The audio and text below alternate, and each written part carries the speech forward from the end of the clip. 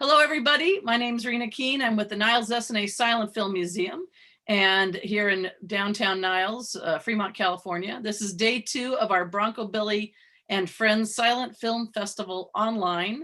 And I thought it was very important that we talk with April Wright. She has done a couple of documentaries on movies, movie theaters, different kinds of movie theaters, including drive-ins, as well as movie palaces.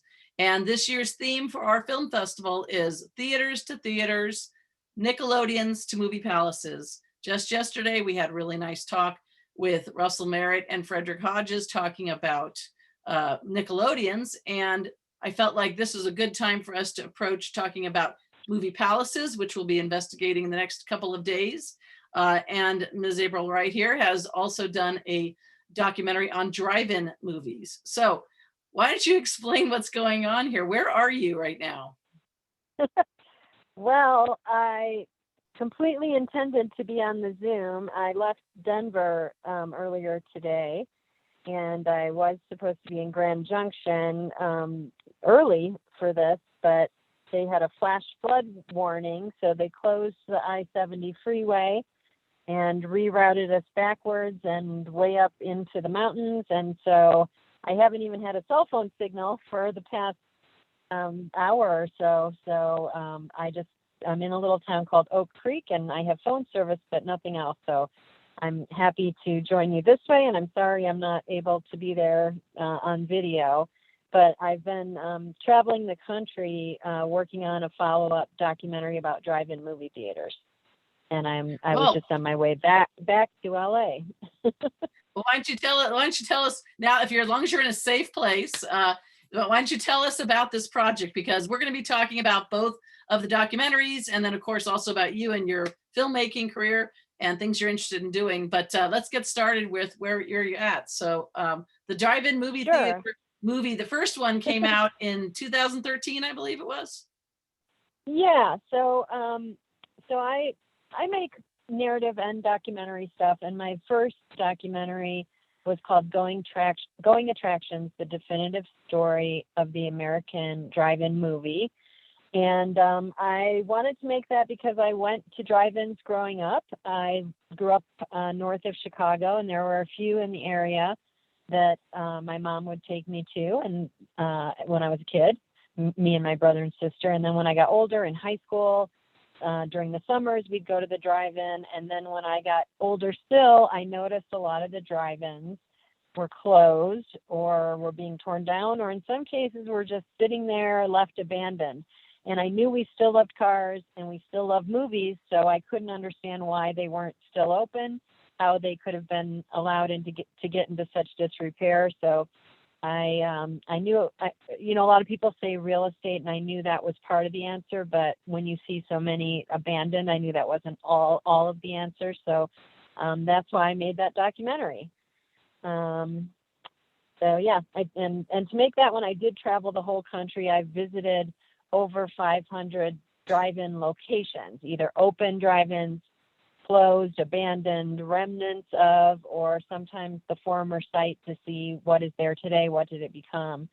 And the only state I didn't go to was Alaska for that film. So now, if that was the definitive story, tell me about what has come since then, because that was going to be one of my questions: is what have you uncovered now that since that time? It always seems like filmmakers after the fact, they're like, oh, I should have gotten this bit, oh, I should have written this part. So tell me more. There wasn't really anything I missed, and in fact, it's a very thorough history of drive-ins. It's the invention and all of the ups and downs in between. And it is funny, when the film came out, there were some drive-in enthusiasts that were like, oh, definitive story, how can you say that? But then they watched it and they said, okay, it is the definitive story. You did cover every single possible aspect. Every time I would think of something, you would have it in there. So, but this is actually completely different. I wanted to look at the owners, the people that are working hard to keep drive-ins alive. And recently there's an extra layer to that because of COVID, which has increased the awareness of drive-ins. But it's a tremendous struggle right now because there's not many new movies coming out, and there's a lot of additional business requirements because of COVID and shortness of supplies, shortness of employees, just a lot of challenges. So I've been on the road this summer shooting about 10 drive-ins and going more in depth into what it takes to keep them going. Well, that sounds like it's kind of a page out of what you did with the Movie Palaces film. Now, it's funny how watching certain films, you have those kinds of I don't know what the right word is, but the experiences where you're saying, I remember the time that I was watching that film in that theater. And it just so happened that by a fluke, I was in Beverly Hills on October 24th, 2019, I think it was. And yeah, I know. And I ended up It's hard being, to keep track of time now. it is true. But I happened to be there because it was the day after my birthday and I was going to be there for a few days. And what do you know, the premiere of the film is going to take place at this Beverly Cinema. And we get there and we watch the film, and then they announce that cinema, which is not a palace, was going to be closing the next week. And that they decided, and so it was one of those things where it was a 1-2 punch of like, look at all that had been, and then, oh, and by the way, we're closing. Oh my gosh. So I know, right? Yeah. We had the premiere at the Fine Arts in Beverly Hills, which it's not as ornate as other movie palaces, but it's what we call in the film a neighborhood movie palace, because I think it still seats 500 or 700. So it's it is a neighborhood movie palace for sure, where we had the premiere. They closed it, but thank goodness there's no plan to tear it down or anything like that. I believe it's being used for private screenings instead of public, so at least somebody's taking care of it. Yes, that is important. But I'm just saying that was my experience to see the Movie Palace film. So why don't we talk about the Movie Palace film, because it was really, you really went all out. I mean, to see the Uptown in Chicago, that was pretty amazing place. Thank you. It is amazing. And if people don't know about the Uptown in Chicago, you should definitely look into it if you're a theater lover. So yeah, a follow-up to the first drive-in documentary, that to me the natural follow-up subject was movie palaces. And when we talk about movie palaces, it's really the big ornate single-screen theaters, which were the way everybody saw movies for a certain period of time prior to multiplexes. So I wanted to, again, be thorough about that topic. And I felt like the invention of the movie camera and cinema, it goes hand in hand with the evolution of how and where we would see films. And so I wanted to trace the whole history, starting with, the viewers, they were like, before Nickelodeons, they were like penny arcades where you would watch little short films. Eventually they became Nickelodeons, and then eventually you started having vaudeville houses convert to become also movie theaters, and then you had purpose-built theaters, that many of which were built by the studio system. And then the film goes on to cover all the ups and downs that happened to those over the years as well.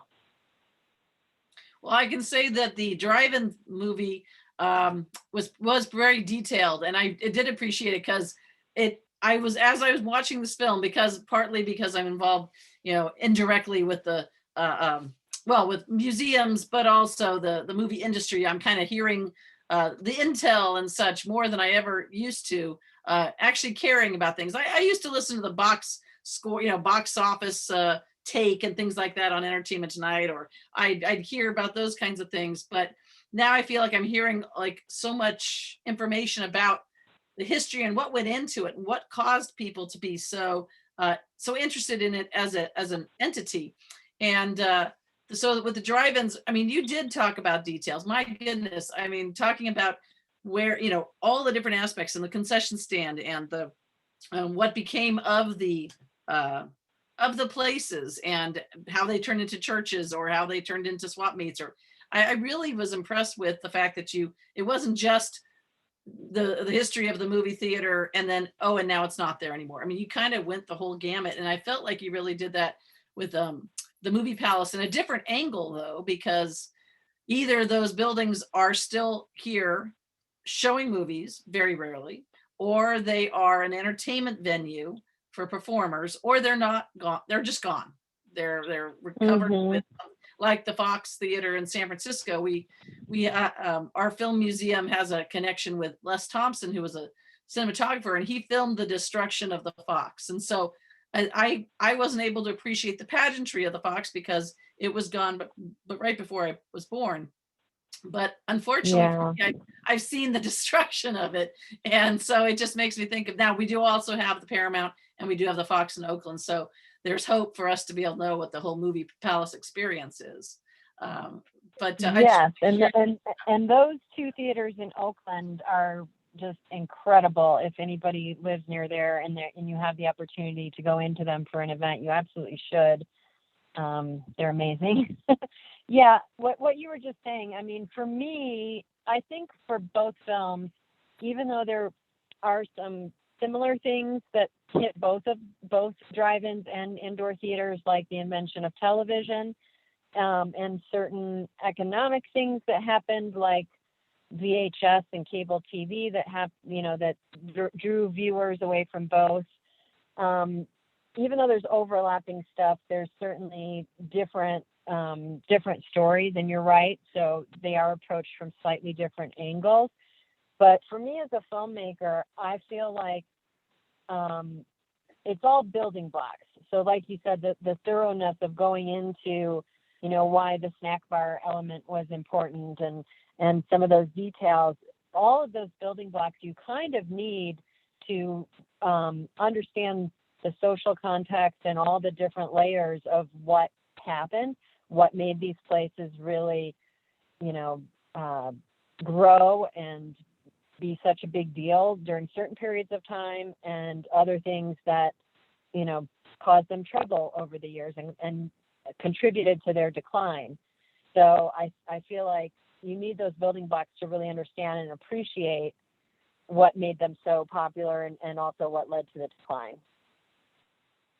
Well, for sure. So I do want to let everybody know, if you have any questions, why don't you throw them questions into the chat so I can see them?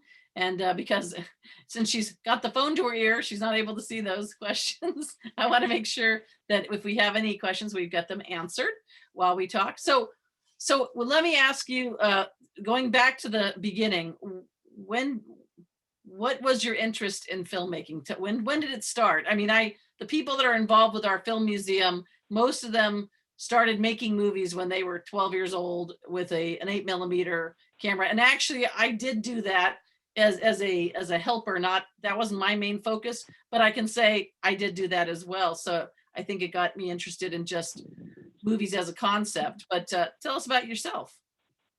Yeah, the same here. I grew up in a family that really loved and appreciated movies. My dad had an 8mm camera, and we also had reel-to-reel editing equipment and a projector. Wow. And so as a kid, I could kind of see the process of how to make films, and also had an appreciation. My parents would, show us films and talk, break them down for us, talk to them about why they were good. So I kind of grew up in that environment where I loved films, and my family didn't have money. So when I went to college, I wasn't sure how to make a living as a filmmaker. So I studied business and I studied computers, both of which it turns out are very important aspects of the film industry, because, cameras and editing and all of that is computer flow, and business is a huge aspect of it. So all of that applies, but I did end up picking up cinematography classes and a bunch of writing classes at UCLA when I decided to really push into filmmaking, which was maybe about 15 years ago, is when I really changed careers and started pursuing my passion. I work in recreation, so that's one of the things we always do, is try to explain to people how they need to find their passion, whether it's the profession they go into or whether it's a sideline off their profession. Do what you got to do to put the food on the table, and then figure out what really makes you happy and focus on that. It's wonderful when you can do both, and sometimes it's hard to do both because sometimes it just doesn't pay off. But you know, when you can, it does makes you realize, I mean, what what's important to you. So Yeah. let me ask you this. So UCLA, I mean, that's a great film school. So were you, did you take a I lot? just took classes at, yeah, I didn't go to the film school. I went to UCLA Extension, which has, well, a huge film program. And so, especially for writers, they have a huge program. So that was what I went through. And I also, the other thing, when I first wanted to focus and switch into this career, I also started working for film festivals, and I started working for the Independent Spirit Awards. So I started working for Sundance, and I always tell people that that has been my film school, Yeah. because I watch hundreds of independent films every single year, and I have been a narrative film programmer for 16 years, and so I always tell people that that has really been my film school as well. So you got started, you went to the film festivals before you started making films, is that right? Am I hearing that right?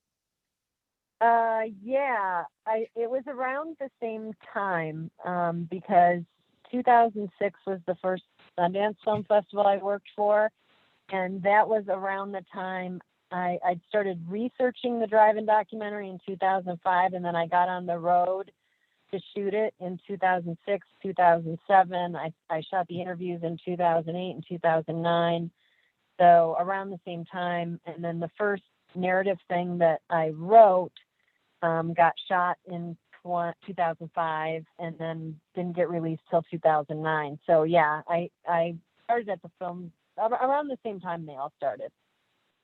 I can say being around film festivals, it's definitely a different world than I knew about. I mean, it's not surprising or anything, I think, but it's just a different way of interacting. And I mean, I'm not talking just the people who are waiting to get interviewed or the people who are milling about, but I mean, it's the atmosphere is, it's a very interesting atmosphere, and not one I've found, even if I've been to, say, I don't know, comic book conventions, or I've been in some other important conference type setting. Film festivals are their own thing, and I found myself really enjoying that. And because I get to hang out at the Castro Theater, 1,400 seat movie palace in San Yeah. Francisco, for the Noir City Film Festival or the San Francisco Silent Film Festival and such. So I'm there seeing movies on the big screen with the musical accompaniment, and it's just it's a completely different experience. The Niles Silent Film Museum is located in a 100 seat Nickelodeon movie theater from 1913. You know, it's got its own flavor, its own idea, and we're trying to get a capital campaign going so we can get it completely refurbished and get it. I don't know if we're going to say get back to the glory of 1913, because I have a feeling that it was a pretty basic street front, you know, storefront kind of theater. It wasn't fancy schmancy like the palaces were. One of the palaces I found amazing is the well, I don't think it's Chicago Theater. I don't think it's what they call it, perhaps, or it's the one with the marquee. And I went on a tour of that, and it blew me away. I mean, the amount of seats, but the fact that they had all the fancy push buttons and such for the ushers, and how that was all laid out. It, I it Yeah. was really mind blowing how many people they literally were ushering in every day for a program. So Well, I would love to visit your Nickelodeon theater someday. And you were just making me think of something. When I was a kid growing up outside of Chicago, we had in Chicago the Museum of Science and Industry, and yeah, one of my most favorite things they had there, they had an old Chicago street that was, you know, with street lamps and like an old, you know, dentist's office and little shops like it would have been at the turn of the century. And on that little street in the museum, they had a Nickelodeon. And so you could go in and watch the silent films and hear the piano music playing and have that experience similar to what it would have been. And so that also is something that I loved, and it made a huge, huge impression on me as a kid when I would go to that museum. So anybody who's near you should go have that experience. It will really, impact how you think about movies. Yeah, we're hoping to get back to showing movies by October. It's as you can imagine, we've been closed down. We've been doing online screenings and interviews like this one. And so I felt good because I felt like we've been still connected with the movie going public. In fact, we've made new friends and fans across the country and other parts of the world, which that I can say that's an upside that we wouldn't have known about unless we were forced into the situation. And then, of course, also the fact that there is such a thing as Zoom. I mean, I know there was Skype, and I know there's other ways to communicate with people, but obviously Zoom became this easier way to do these interviews. Even when I have the picture of you, you're talking by phone, you're still here. And I'm just saying is that those were tools that I didn't even realize would exist a couple of years ago. So it's allowed us to continue in people's minds and keep relevance. And I think that's what's interesting about your films is you're bringing relevance into things that some people may not have even thought about. I mean, I can say that the movie history people that I hang out with, and I'm not officially one of them, although you know what they say, in the land of the blind, the one-eyed man is king. And according to all my friends, I'm that silent film historian. I'm like, no, you don't. Yeah, that's all right. I know some information, and I'm happy to parrot it, what I've learned, to all of you. But it's not something that I grew up with the way that some of these historian folks are. But I really enjoy hearing their stories of these different takes on how it all came to be.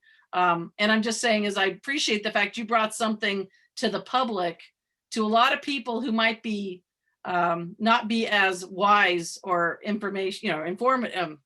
They may not know as much about such things. And I felt like you made them very accessible. I felt like people could watch these films, these documentaries, and learn things. So those that know are going to go, and there's like that little checklist. Yep, she covered this. Yep, she covered that. Okay, good. And they want that encapsulized, and you did that, and with less than 2 hours. It's great.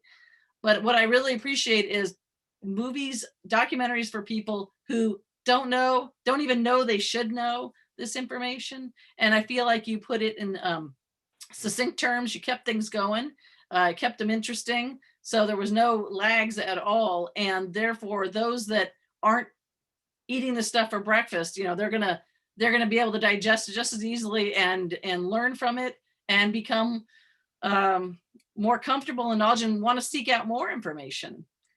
So yeah, I think so. And that was kind of my objective, anybody who is interested in film, movies, cinema, whatever you want to call it, whatever level of person that you are, if you're interested in films at all, you would probably like both of my films because they do cover film history. But like you said, even people who really have studied this, they always come away saying either they learned something new or they hadn't seen it, put against this cultural backdrop or something that gives a different context to information that they already knew that helps them see it in a different light. So that makes me really happy when people give those kinds of comments. And like I said, I try to be thorough, and I try to assemble people in the films that are knowledgeable and also interesting. Well, yeah, and I appreciate that, even the sneaking in the trunk, you got to say that, sneaking in the trunk of the car. I mean, I'm old enough that I was around that sort of thing. I can say as I never had the guts to actually be in the trunk, but I was in cars where people were had snuck into the trunk, and I just paid my way because But I Yeah. wasn't around people. I could have gotten in trouble, I suppose, if everybody in the car There would was one drive-in owner that told me a couple years ago a story of how there was an older gentleman driving in by himself, and they can kind of, they're trained to look for, is the car kind of leaning back? Is there something heavy in the trunk? And they stopped him, and he literally had his wife in the trunk because they wanted to relive their drive-in days. So they thought that would be a funny thing to do. They opened the trunk and there she yeah. is. Well, I Yep. guess even the comment saying this is the only reason why you'd want to have somebody in the trunk of your car. I watch too much Law and Order not to see too many, other scenes with people in trunks. You don't want to see that stuff. Yeah, exactly. So Uh, yeah, they thought it was pretty funny when they found that.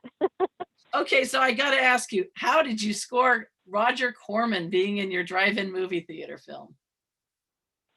Well, Roger, I mean, if anybody on this call does not know who Roger Corman is and they love cinema, they should definitely look him up. He's just a person who I've always really admired because he sort of went against the grain outside of the studio system and created his own studio. And he was very open to helping all types of filmmakers, no matter if they were men, women, black, white, whatever you were. Everybody always says Roger only cared about the green.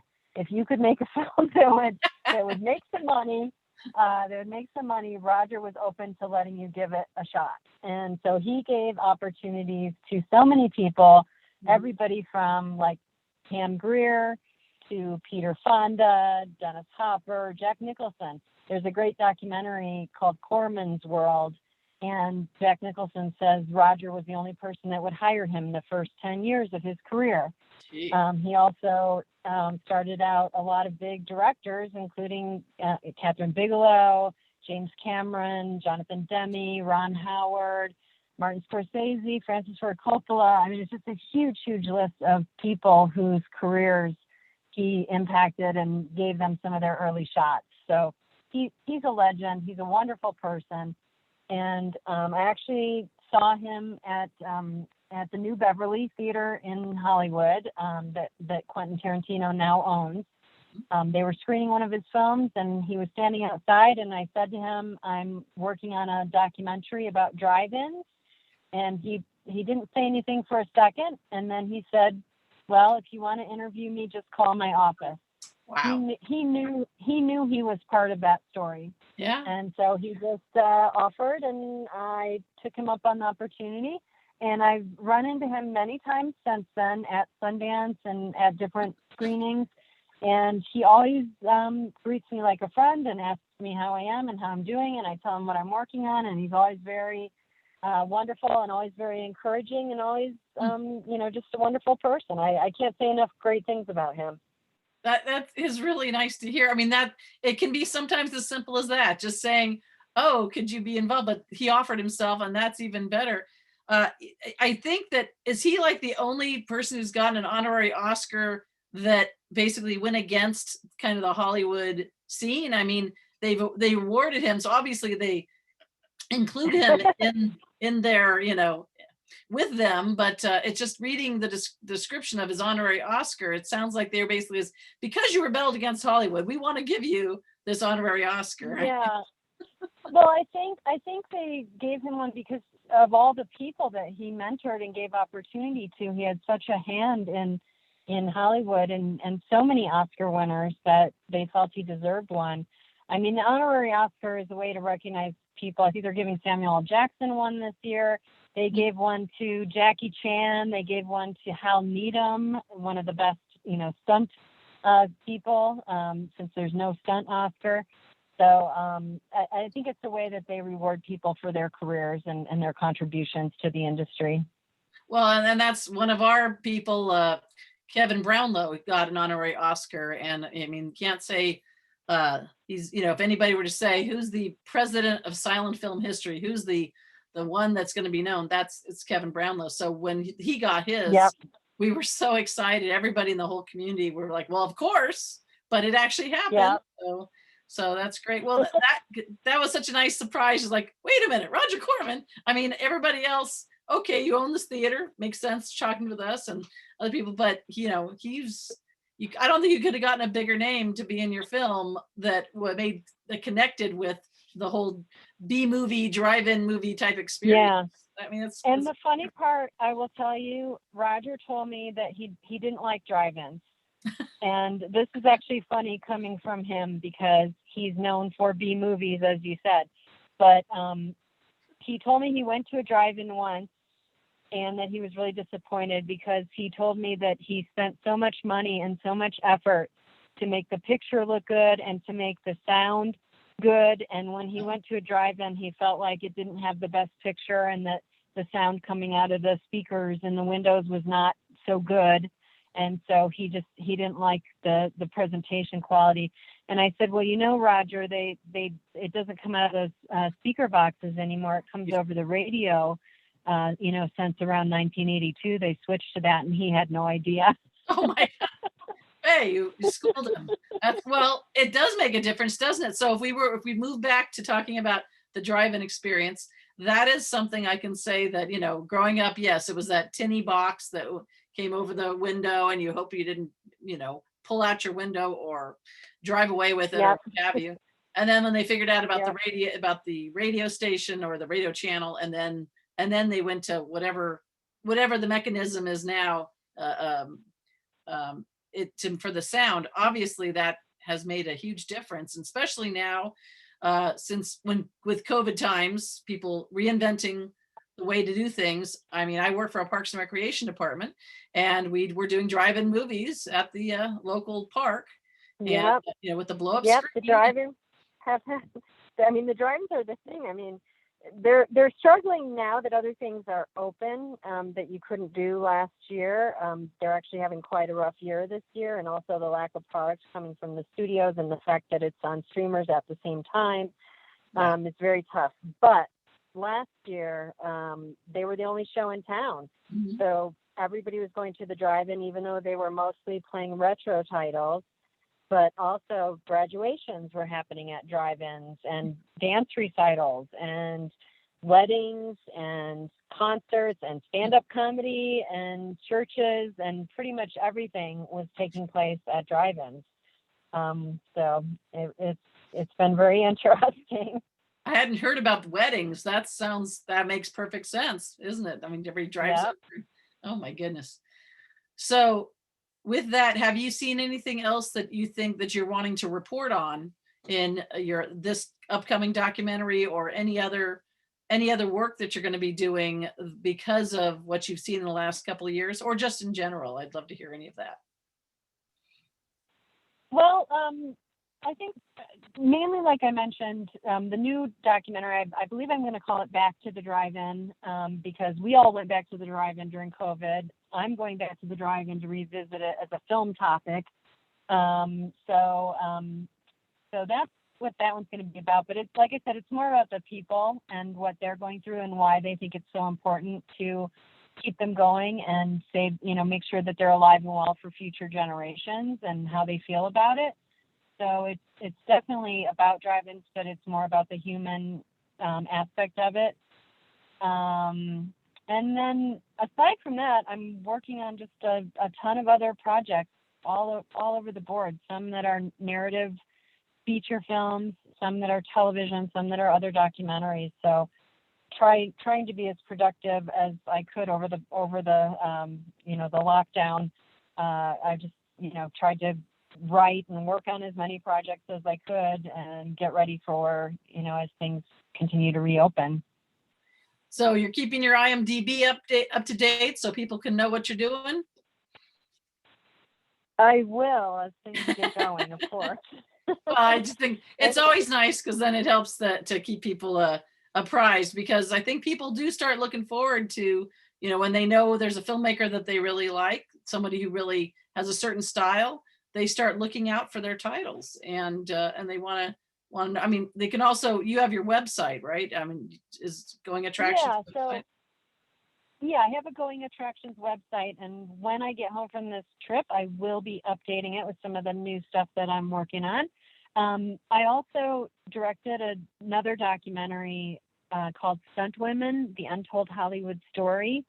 It's very similar to the other two documentaries, but instead of looking at drive-in movies or movie palaces, I look at stunt women, and it's the same thing. I go back 100 years Wow. to early silent films where women were very active as writers, directors, producers, and they were starring in things and doing their own stunts. They were jumping off of bridges onto moving trains, jumping from motorcycles onto trains, grabbing biplanes with ladders. They were doing stunts, real stunts.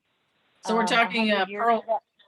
talking Pearl White and Helen Gibson, those kinds of Yep. folks.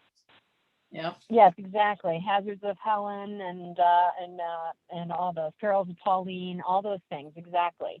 So we go all the way back to there, and then we take it all the way through the different eras, the struggle that women and people of color had in the 60s, trying to make opportunities for themselves to do stunts when it had become a heavily white male-dominated industry for a number of years. Yeah. And it goes all the way up to the present day. And all the, we have the stunt woman that does all the Black Widow stuff. She's in the film. We have the woman that does all of Michelle Rodriguez's driving in the Fast and Furious movies. In fact, Michelle Rodriguez was involved with the film. I got to shoot some action sequences, even though it was a documentary. I got to shoot big action. So that one is out great. now. That one's out digitally now. You can find it almost on any platform to digitally rent or buy right now. Well, we'll post that on our Facebook group because we want to help promote you. So, okay, you brought something up. So now I need to ask the question. It's one of those things where, do I want to ask or do I? Of course I want to ask. I always want to ask. So you are a woman in the industry. Is there anything that you'd like to talk about with it when it comes to being a woman in the industry? Just based on. That's part of why I wanted to make the Stunt Women documentary, because I felt like it. We're looking at stunt women, but the struggle that they had in Hollywood, it really represents the bigger picture. And all the women I know that are involved in the film industry, that are directors or any aspect, we're very capable people. We are real go-getters. And so it's hard to imagine that you could be discriminated against. But if you look at the statistics, and in recent years, there's been a lot of studying and a lot of statistics being published, the percentage of women directing films had pretty much stayed around 4% from the 70s into the present. It had not moved at all. The dial had not moved at all. And so when you look at the numbers, you have to realize, yes, we are and we have been discriminated against, and that it's not any individuals trying to push women out, but there are systematic things happening that had been, reinforcing that for all these years.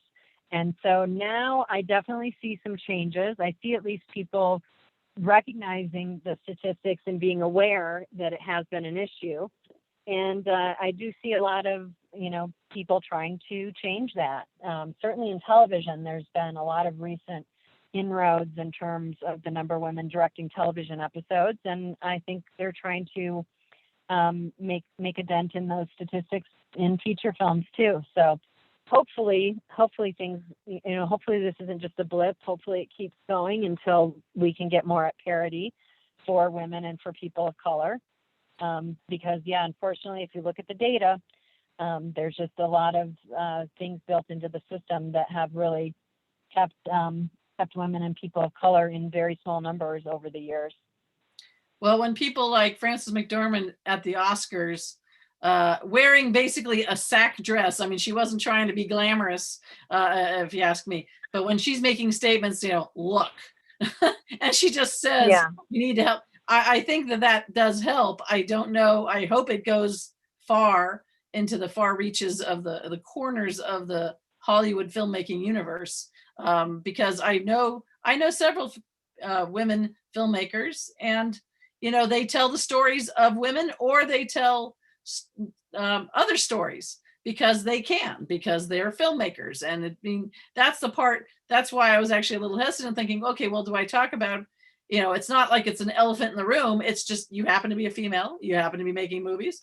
And if you're talking about the female experience, it's great though to hear that you're making a movie, because I do think women need to make movies about women, but I think they also need to make movies of whatever they want to, across the board, because well, they can. I think the struggle is real. The struggle has been real, as much as we don't want to believe it, and we would like to believe all people are being treated equally. The statistics confirm another story, but I think there's been a huge effort over the last few years in particular, where there's been increased awareness, and a lot of people are very interested in changing those statistics. So I really hope that path is the one that we continue to be on.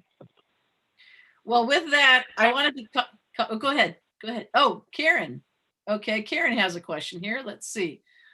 Is the Stunt Woman documentary based on the recent book on the history of stunt women? The book was excellent. Yes, the book is called by the same name. The book is called Stunt Women: The Untold Hollywood Story, and that's also the name of the film. The book goes up to, I think, around 2007. It was written by a woman named Molly Gregory. And so that was a wonderful starting point for the film, but the film keeps going all the way up to the present day. And yeah, the book goes into a lot more depth and detail. So if you like one or the other, you might like both. Well, that's great. I'm just picturing you sitting in the car, pulled off to the side of the road with flash flood warnings, and I'm wanting to be really careful of not abusing your generosity of being here. So I want to make sure you're so I want to ask if there's anything else you want to say, because I want to be respectful of your time, and also your location. I know. I when I left this morning, I could not have anticipated this is how the day would go. I was actually hoping to get back to Los Angeles by tomorrow, but I don't think that's going to happen now. No. But no, this has been a lovely discussion, and I really appreciate you including both of my documentaries in your festival and having this discussion with me. I'm very passionate about film and film history, and I love the movie-going experience, not just streaming. I stream stuff too, but what I always talk about in my Q&As, it's hard to remember what you streamed yesterday, last week, last month. They call streaming content, and I think there's a reason for that, because it does, there are things that stand out, sure, but a lot of it is very disposable. And I feel like if you go and see something, especially if you see a film with an audience, if you go to a drive-in, if you go to a historic movie palace, you're not just seeing the film, you're really having a full experience with an audience, with other people, in an environment that is more than what you have at home. And it really helps you to create a memory. And that's why it's completely different from streaming when you go to see something at a drive-in or at a movie palace. So I'm a big advocate of the theatrical experience. I think it is what made me fall in love with films. I think it's what made a lot of us fall in love with films. And it's being threatened right now because of COVID and all the other things going on. And I'm a huge advocate of the theatrical experience. And I hope other people are too, and that it continues. Well, thank you. I can say that watching Marilyn Monroe in a 1,400 seat movie palace with her, whatever it is, 40 feet across the screen, I realized what every young person watching her back in the day when she first came on, I thought, okay, I get it. I totally get it. Because I'd seen some of her films, on TV. It's just with commercials, but it was nothing was like seeing her up there walking away from the, like, oh, okay, she's an amazing.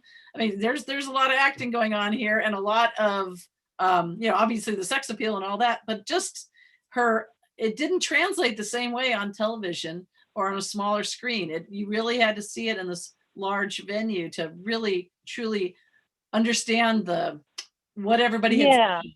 back in, you know, And 50. I can vouch for that too, because when my Movie Palaces documentary was screening in theaters prior to the lockdown, it got cut short because of that and all the theaters closing. But I did screen at one where they had me as a double feature with Some Like It Hot, and Wow.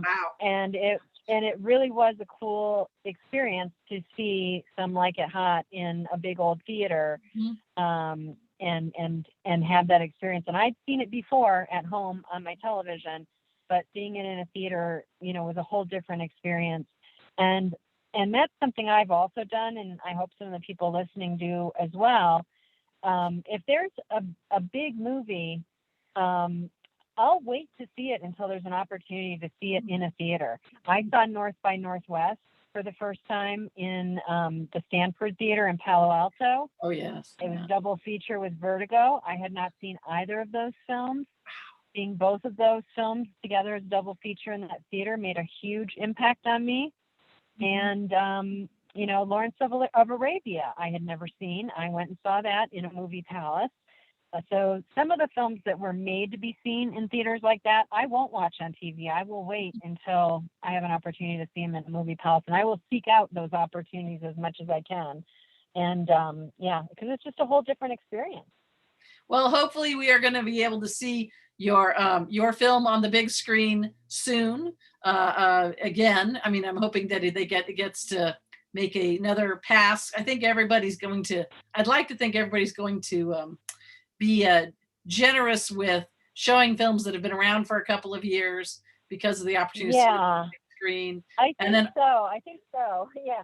When the lockdown happened, I was supposed to be heading out to New York City to have my New York premiere, and we are rescheduling it out there. So hopefully it will screen in some movie palaces. I mean, it's got the pedigree. Reopen. It's got an amazing pedigree. Yeah. We've won quite a few. Let's see, Director's Choice, Rhode Island International Film Festival, Best Documentary Feature, Coney Island Film Festival, winner of the Silver State Film Festival Grand Prize, winner of the Best Feature Documentary, Niagara Falls, Mystic Film Festival winner. I mean, goodness gracious. Yeah, it's got pedigree. So I sure hope people make an effort. Yes. And seeing that film, seeing the movie palaces in I don't want to say life size, but that big, it's I think that really helped me to appreciate it that much more. I saw the drive-in one online. It adds another dimension. Yeah, it adds another dimension when you can look around the room and see what they're talking about. Yep. I mean, seeing the drive-in one online, I think was okay. It was acceptable. But I can say as the movie palaces one is about grandeur. So to see the grandeur.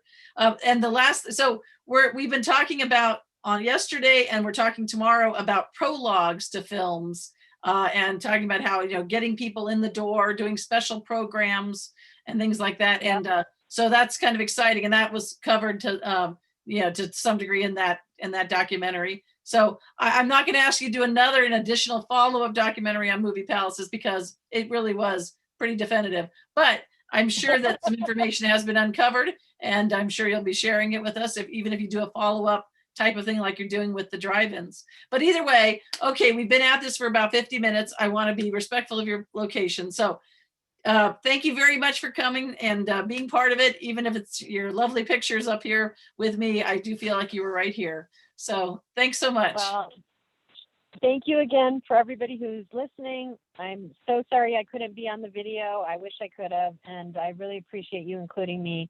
And I really appreciate all you're doing. And I really want to come and see something in your Nickelodeon someday. Okay, let's do that. Take care. Thanks so much. Bye-bye. All right. Thank you. Bye.